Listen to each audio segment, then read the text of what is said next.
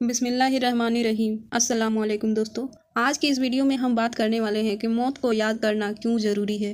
हम अपनी पूरी ज़िंदगी किसी चीज़, पैसा, नाम, इज़्ज़त, कामयाबी, अपना घर और अपने सपने के पीछे भागते रहते हैं।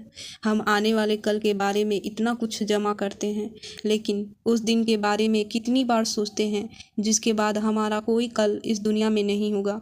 मौत एक ऐसा लफ्ज़ है जिसे सुनकर इंसान अक्सर बात बदल देता है, लेकिन इस्लाम हमें मौत से डरकर भागना नहीं सिखाता है, बल्कि मौत को याद करके अपनी ज़िंदगी को बेहतर बनाना सिखाता है। सुबह जब हमारी आँख खुलती है तो हम फ़ोन उठाते हैं, मैसेज देखते हैं, काम करते हैं, दोस्तों से बात करते हैं और अपने आने वाले कल के सपने देखते हैं, और हमें लगता है कि अभी तो बहुत वक्त है, हमें सिर्फ आज मिला है, कल का वादा किसी इंसान के पास नहीं। इसलिए नबी सल्लल्लाहु अलैहि वसल्लम ने मौत को ज़्यादा याद करने की नसीहत फरमाई, क्योंकि मौत इंसान को मायूस करने के लिए नहीं, उसे जगाने के लिए आती है। जब इंसान मौत को भूल जाता है तो छोटी सी दुनिया ही उसे पूरी दुनिया लगने लगती है। वह किसी की एक बात पर नाराज़ होकर रिश्ते तोड़ देता है, किसी की कामयाबी देखकर जलने लगता है, थोड़ी सी दौलत मिल जाए तो घमंड करने लगता है, और कभी कभी गुनाह करते हुए सोचता है कि अभी तो बहुत वक्त है। लेकिन अगर उसी इंसान को अपनी ज़िंदगी की असल हकीकत याद रहे तो शायद वे किसी का दिल दुखाने से पहले रुक जाए, शायद वह माफ़ी मांग ले, शायद वह किसी के साथ किया हुआ जुल्म छोड़ दे, शायद वह नमाज की तरफ लौट आए, शायद वह अपने रब को याद करना शुरू कर दे। यही वजह है कि मौत की याद ज़िंदगी को ख़त्म नहीं करती, बल्कि ज़िंदगी को सही मायने देती है। कुरान हमें याद दिलाता है कि हर जान को मौत का मज़ा चखना है। ये बात सिर्फ एक इंसान के लिए नहीं है, ना अमीर इससे बाहर है ना गरीब। ज़रा सोचिए, अगर आपको पता हो कि आपके पास इस दुनिया में सिर्फ कुछ ही दिन बचे हैं, तो क्या आप वही बातें करेंगे जो आज कर रहे हैं? मौत हमें बताती है कि बाद में हमेशा नहीं आता, इसलिए जो अच्छा करना है आज ही कर लो।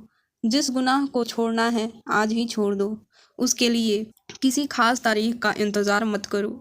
मौत को याद करने का मतलब ये नहीं कि इंसान हर समय उदास रहे।